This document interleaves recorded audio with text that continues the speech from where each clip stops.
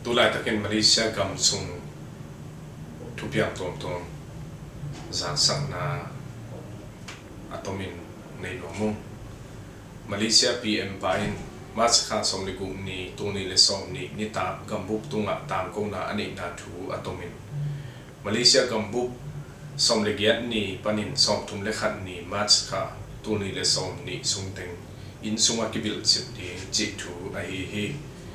a hi zong in ni sim neng le don di a ki zong na supermarket pol khat ki hong sak di nga po ya ki chi khem pe le biakin ki khom na te a ki panin mi piom na te ki phal lo ding hi Malaysia gam mi te gam dang zin ki kham ding a gam dang panong cha te ni som le ni li sung kep chip phot ding chi thu a hi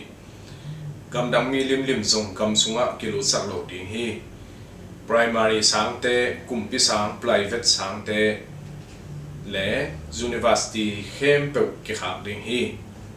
kumpi zum khem pe zong ki kham ding a to te la a mi pia ding in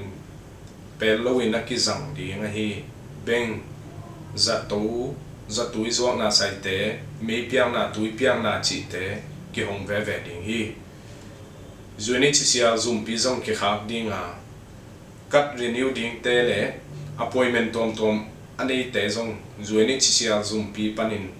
zak sak na hong nei ki mateng in panin nga ding a hi Malaysia gam sunga match kha somle gian ni pan song thum le khat sung teng public transportation te pongmanin a sam hangin vaikin ma hi ke nang le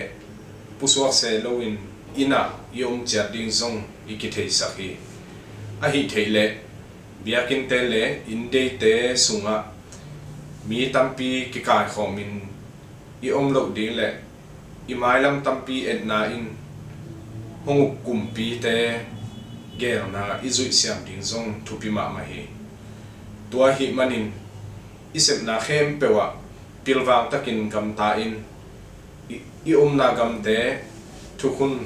palsa het loin imi pi tampi te I mai lam ding khol kom sa in gam tani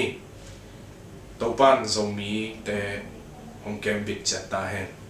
lungdam